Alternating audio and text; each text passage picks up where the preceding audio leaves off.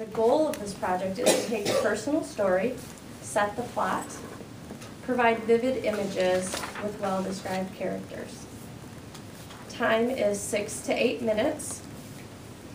Bob's personal goal is to pull the group into the story and leave some suspense right to the end. In fact, he sent me his speech, but I didn't really read the whole thing because I wanted to be suspenseful as well.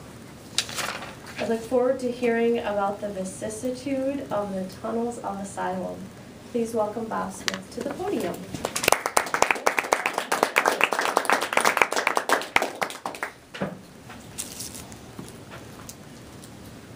This is something I've carried around for a long time. And in the safety that Toastmasters affords, I want to just let this go. I'm thinking it's going to vicissitude a whole change in my life. Back in the 70s, I went to Western Michigan University in Kalamazoo. And as an incoming freshman new to the campus, I wanted to meet as many people as possible. And I did. I met a lot of interesting people. But there was one person, Rob Mason, that I've not been able to let go of to this day. I tried to meet him, and it seemed like we missed connections. He was my roommate. He was one of my roommates. I never saw him. It was almost like he was a ghost. People I talked with, no, I haven't met Rob. I said, well, I haven't either. He's my roommate. And I thought, I really want to meet him, because I know we have at least one thing in common, and that's our love for the Beatles. Because he had painted on our door the name of one of their songs in bright red paint. I thought it was paint at the time. Bright red paint, Helter Skelter. Finally, I met him. And it was like he almost came to me in a dream. At first, I wasn't absolutely sure he was real. I looked at him, and I thought, it's just like looking in a mirror. He's my height, my weight, which was significantly less than it is now. He had the same kind of greasy, long, early 70s hair that I had. He had a thin face. And in general, he looked like a typical college student, with a couple of exceptions. I met him. He was covered from head to toe in that red paint that he put on the door. And it seemed like whenever I saw Rob, he was covered in red paint. But he had one distinguishing characteristic that stood out from other college students. He had taken, very crudely, and carved a big X in his forehead. Finally, I met him. We started looking, and I thought, you know, I got to bring this up. I says, you look exactly like Charlie Manson, the head of that cult out in California that killed the actors Sharon Tate and several others. And he looked at me, and immediately says, this guy's got a high, very fast talking style. Yeah, man, I get that compliment all the time. Didn't really mean it as a compliment, but he said, you got to remember, man, that was not a cult. That was a family. That was not a cult. Don't ever call it a cult. And I thought, oh, maybe I touched a nerve. And so we started talking, and he says, I says, well, I'll actually introduce, I'm Bob, your roommate. Hi, Rob. Yeah, university put that on the door. He says, I don't go by Rob. I go by Bobby. Everybody calls me Bobby. You can call me Bobby. I said, that's amazing. I says, growing up, my whole family, they all called me Bobby. He says, that's going to be too confusing. You're Tex. I'm going to call you Tex. Well, I am from the Midwest, but I kind of like Tex. We talked the rest of that evening, and it was amazing. We talked mostly about Charlie Manson and the Manson family. And the more I talked to Bobby, the more I realized he had something I needed. He was family. He had the power to kind of draw people in. Everybody that you knew was attracted to him. I thought, there's a great guy. I am going to follow him. By the end of the night, I was the first member of Bobby Manson's family. We started touring a little bit. We'd go out to a place called Asylum Lake. It's out on the edge of Kalamazoo. And it's where the old insane asylum was. They tore down all the buildings back in the 1920s, but they left the tunnels. We'd go out and explore. And I thought that was really neat. And eventually, I thought to myself, we need to grow the family. And I could hear this inner voice saying, gather people, take them to the tunnels. We'll find out who can be a member of the family. And I never was quite sure if that was me talking or if it was Bobby. It seemed like at times we almost shared a soul. Well, we gathered up people, but Bobby had rules.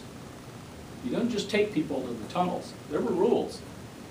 First off, no more 5, no more 6, no more, 5 or 6, that's it, man. So, they gotta be freshmen. They gotta be people that are looking for direction, looking for help. Freshmen are the best, especially people that don't live in Kalamazoo. They're the ones you wanna find. Okay, that makes sense. That's a good way to build a family if we find people that are looking for something. So, total strangers. They all gotta be total strangers. Can't have friends. They all got to be total strangers. Yeah, it makes sense. Loners, maybe the ones that would be looking for comfort in a family. What I eventually figured out was that a total stranger, somebody comes up missing, which seemed to be happening a lot in Kalamazoo that fall, who's going to know? There's no Facebook. There's no cell phones. There's no internet. You could hide in plain sight, or you could disappear completely. And who's going to know for a period of time? Especially if you're a college freshman away from home for the first time, trying to be rebellious and not stay touched with your parents. Seems like a great group. He says, "You all got to ride in the same car. Everybody's got to ride in the same car, man." Fortunately, Bobby had a van. And he had taken out all the windows except for the windshield, taken out all the seats except for the driver's seat. That was the only seat. But in order to accommodate people, he had put some old blood-stained mattresses in the back for them to ride on.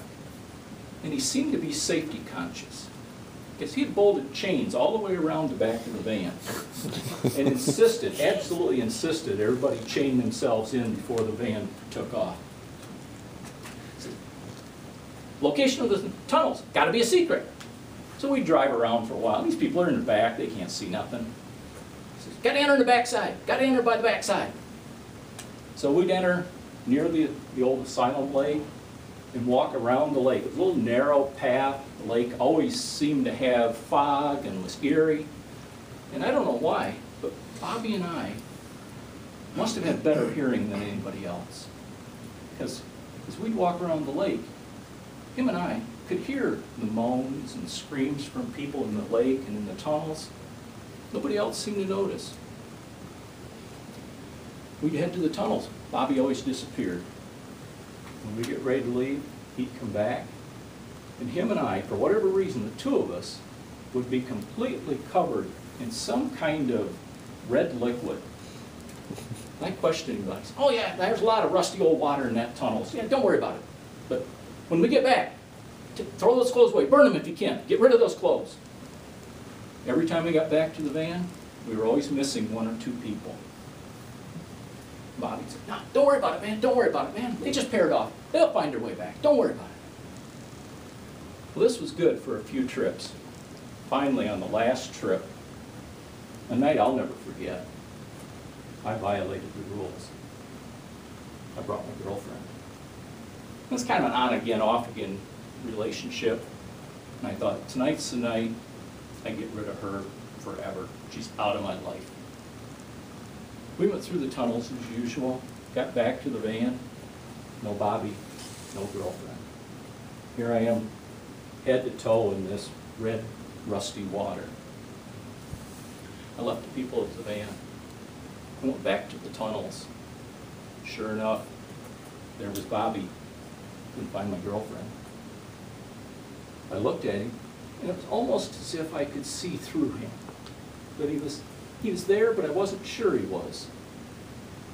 Eventually I looked, and as the more I stared, I realized in his hand was the severed head of my girlfriend.